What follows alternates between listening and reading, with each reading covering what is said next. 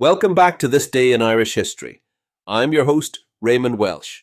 Before we dive into today's story, if you'd like to explore other significant events that happened on this day in Irish history, visit thisdayirishhistory.com.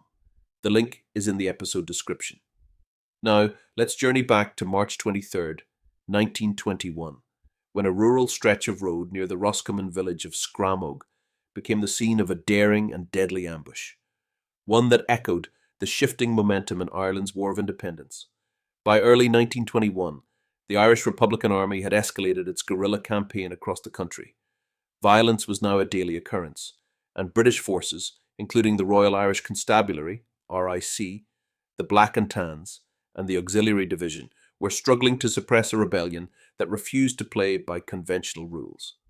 In the west of Ireland, the South Roscommon Brigade of the IRA was quietly gaining strength, and it was here, just outside the sleepy village of Scramogue, that the brigade would launch one of its most significant actions.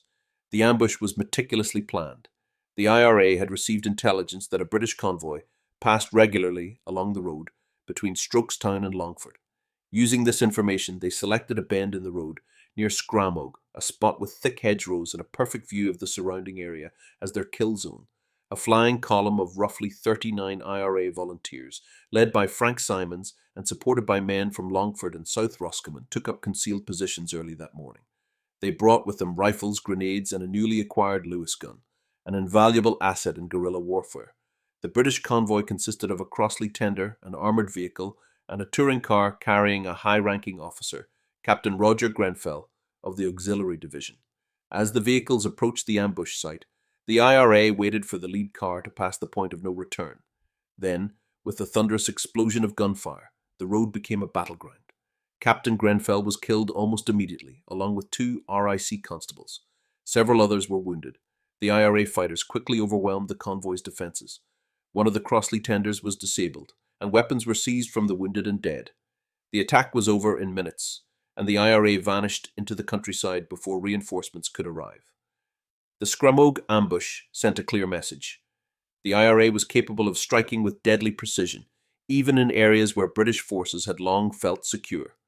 It was a small engagement in military terms, but symbolically it reflected the increasing coordination and daring of the Republican forces. These operations were not random acts of violence. They were part of a broader strategic pattern designed to undermine British authority and exhaust the will of the occupation. At the time of the ambush, the war was entering its final and bloodiest phase. Just weeks earlier, in February 1921, the Clonmult ambush in Cork had ended in tragedy for the IRA, with 12 volunteers killed.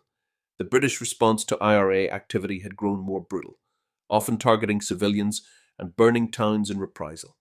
Yet actions like Scramogue revealed that the IRA, despite limited resources, could still command the initiative. In the aftermath of the Scramogue attack, British forces retaliated, as was often the case. Sweeps were carried out through the area, homes were raided, and suspected sympathizers were interrogated. But the attackers evaded capture. Their success boosted morale in the region and strengthened support for the Republican cause. It is worth noting that 1921 would see more ambushes and counterattacks than any other year of the conflict. The Scramogue ambush was just one of many, but it stood out for its precision, planning, and the prominent figure who died in the assault. As the months wore on, the cost of continued conflict mounted for both sides, eventually leading to the truce in July 1921. The events at Scramogue remind us of the local dimensions of the War of Independence, of the small villages, quiet backroads, and determined volunteers who shaped the course of Irish history. This was not a war of grand battlefields, but one of shadows and surprise, of courage, and often of sacrifice. Thank you for joining me on this journey through Ireland's rich past. Please like and subscribe, and until next time, I'm Raymond Welsh. Slán go full.